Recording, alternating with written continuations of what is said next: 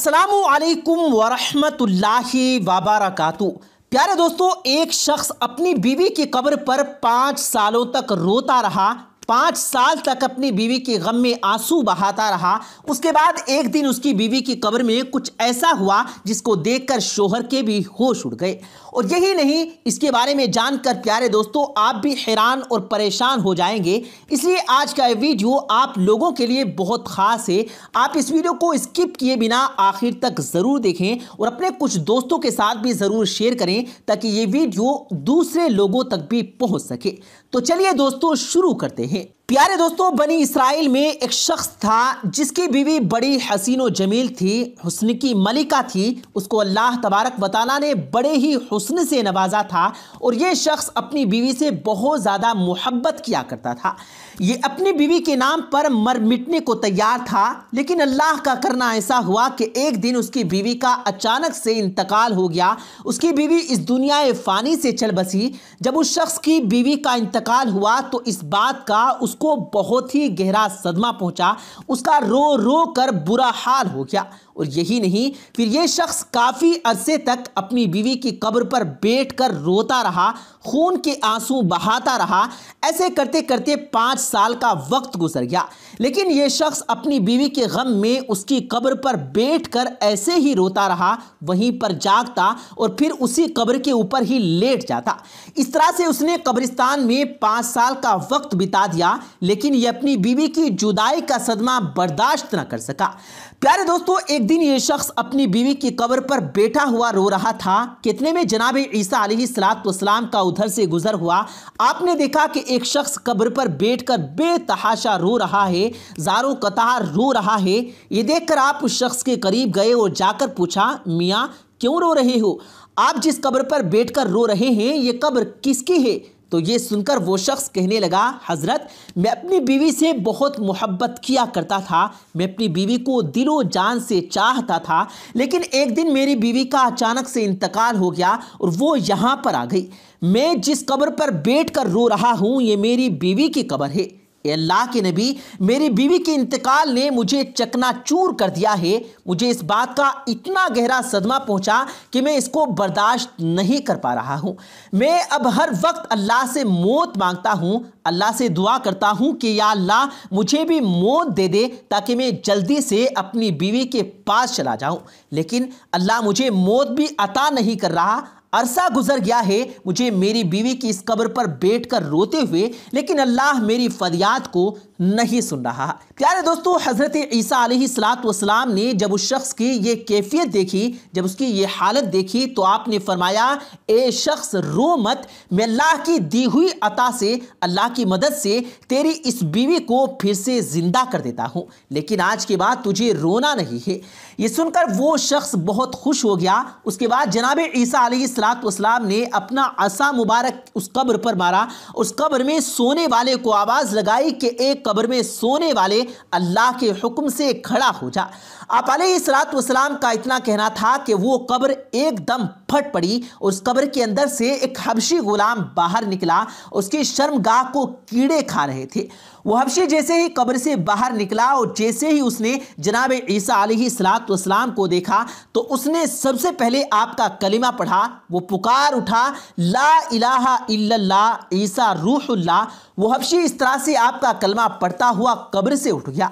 देखकर जनाब ईसा अलैहिस्सलाम ने उससे पूछा, ए हबशी ये बता तेरे मुंह से ये आग बाहर क्यों निकल रही है? तो वो कहने लगा, ए अल्लाह के नबी, मैं इसी मुंह से, इसी ज़बान से इस दुनिया में लोगों को गालियां दिया करता था। आज मेरी इसी ज़बान को आग ने अपनी लपेट में ले लिया है। आज मेरी इसी ज़बान को आग खा रही है और आज मेरी जिस शर्मगाह को कीड़े खा रहे हैं, इसी शर्मगाह से मैं दुनिया में जिना किया करता था, लोगों की बहन बेटियों की इज्जत लूटा करता था।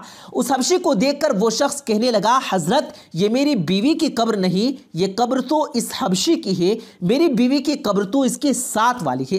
ये सुनकर जनाब ईसा अलैहिस्सलाम ने फिर फरमाया, ए हबशी अल्लाह के हुक्म से तो अपनी कब्र में फिर से चला जा। फिर वो हबशी एक बार फिर से अपनी कब्र के अंदर चला गया।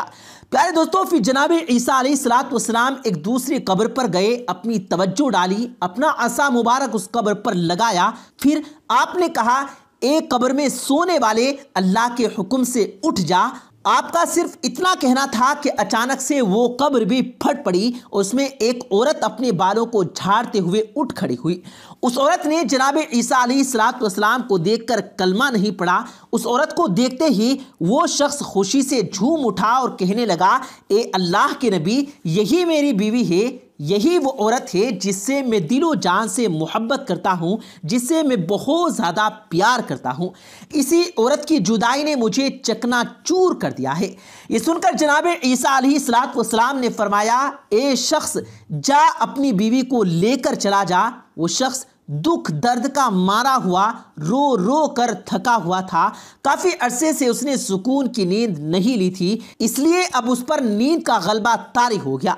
उसने अपनी बीवी से कहा, बेगम, क्यों ना मैं थोड़ी देर तेरी बाहों में अपना सर रखकर सो जाता हूँ, जरा आराम कर लेता हूँ। बीवी ने कहा, ठीक है, आप सो जाइए। फिर वो शख्स अपनी बीवी की गोद में अपना सर रखकर सुकून की नींद सो गया। अब उसी रास्ते से एक शहजादा अपने घोड़े पर सवार होकर कहीं जा रहा था। वो शहजादा भी बड़ा ही हसीन व जमील था। अल्लाह ने बड़े ही हुस्न से उसको नवाज रखा था। जब उस शख्स की बीवी की नज़र उस शहजादे पर पड़ी तो शहजादे पर वो फिदा हो गई। शहजादे ने भी उस औरत को देखा तो उसे भी वो औरत पसंद आ गई। फिर इशारे ही इशारे में दोनों की बातें हुई। उसके बाद उस औरत ने अपने शोहर का सर अपनी गोद से उठाकर नीचे रख दिया और खुद उठकर उस शहजादे के पास चली गई और कहने लगी कि मेरी ख्वाहिश है कि मैं आपके साथ चली जाऊं, अब मैं आपके साथ ही रहना चाहती हूँ। यह सुनकर वो शहजादा भी बड़ा खुश हुआ। उसने फौरन ही उसे अपने घोड़े पर बिठा लिया और फिर उसे अपने घर ले गया। इधर पीछे से जब उसके शोहर की आंख खुली तो उसे अपनी बीवी वहां पर किधर भी नजर नहीं आई। ये देख वो परेशान हो गया और सोचने लगा कि मेरी मोहब्बत कहाँ गई, मेरी बीवी को कौन ले गया। एक बार फिर से वो शख्स परेशानी की दलदल में फंसने लगा। खैर, उसके बाद वो शख्स अपनी बीवी के पैरों के निशानातों को पकड़ता हुआ उस तक पहुंच गया। वहां जाकर उसने देखा कि उसकी बीवी तो एक शहजादे के साथ खड़ी हुई है। ये देखकर शोहर कहने लगा, ये तो मेरी बीवी है, ये यहाँ पर कैसे आ गई। ये सुनकर शहजादे ने कहा, ए शख्स, कौन ये तेरी बीवी? ये तो मेरी लोंडी है। ये सुनकर शोहर ने कहा कि नहीं, ये तो मेरी ही बीवी है। फिर शहजादे ने उस औरत की तरफ इशारा किया और कहने लगा, ए औरत, तू ही बता कि तू कौन है, उसकी बीवी है या फिर मेरी लोंडी है। तो वो औरत कहने लगी कि ये शख्स झूठ बोल रहा है, मैं तो इसको जानती तक नहीं हूँ, मैं तो आपकी लोंडी हूँ। अब तीनों में इस बात को लेकर तकरार चल ही रहा था। इतने में एक बार फिर से जनाब ईसा अलैहिस्सलाम का उधर से गुजर हुआ। आपको देखते ही वो शोहर कहने लगा, ए अल्लाह के नबी, आपने ही तो मेरी इस बीवी को जिंदा किया था, अब आप ही बताएं कि क्या ये मेरी बीवी नहीं है। तो ये सुनकर ईसा अलैहिस्सलाम फरमाने लगे, हाँ, ये तो तेरी ही बीवी है। फिर जनाब ईसा अलैहिस्सलाम ने फरमाया, ए औरत, मैं फिर से पूछ रहा हूँ, क्या तू उस शख्स की बीवी नहीं है या तू इस शहजादे की लोंडी है। तो उस पर वो औरत कहने लगी कि मैं इस शख्स की बीवी नहीं हूँ, मैं तो इस शहजादे की लोंडी हूँ। जैसे ही उस औरत ने ऐसा कहा तो हज़रत ईसा अलैहिस्सलाम ने फ़ौरन ही दुआ की, ए मालिक, जिस तरह से तूने इसे जिंदा किया था इसी तरह से फिर से इसे मिट्टी में मिला दे। प्यारे दोस्तों, अल्लाह के हुक्म से वो औरत एक बार फिर से मर गई। उसके मरने के बाद हज़रत ईसा अलैहिस्सलाम ने फरमाया कि जिसको देखना हो कि एक शख्स कुफ्र की हालत में मरा, गुनहगार बनकर मरा, लेकिन कल क़यामत के दिन जिसको मोमिन बनाकर उठाया जाएगा, जिसको कलमा पढ़ता हुआ उठाया जाएगा, वो उस हबशी को देख ले। वो हबशी कुफ्र की हालत में मरा था, लेकिन जब वो उठा तो कलमा पढ़ता हुआ उठा था। और जैसे ही ऐसा शख्स देखना हो जो कलमा पढ़ता हुआ मरा हो, लेकिन कल क़यामत के दिन कुफ्र की हालत में खड़ा किया जाएगा, वो इस औरत को देख ले। ये कलमा पढ़ते हुए मरी थी, लेकिन उठी तो कुफ्र की हालत में उठी।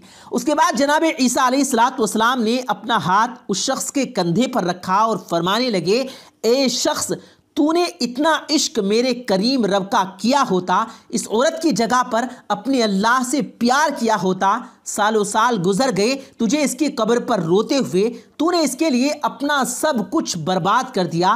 काश यही इश्क तू अपने रब से कर लेता तो तुझे हसीनों का हसीन मिल जाता और इश्क का बादशाह मिल जाता और फिर तुझे इन जैसी औरतों की ज़रूरत ना पड़ती। ए शख्स, दुनिया से यारी लगाओगे तो याद रखना ये दुनिया बेवफा है। कभी भी बेवफा लोगों से यारी मत लगाना, कभी भी बेवफा लोगों से दोस्ती मत करना। बेवफा से यारी तुम्हें हलाक कर देगी। अगर दोस्ती ही लगानी है तो अपने करीम रब से लगा, वो तुम्हें दोनों जहां में कामयाब कर देगा।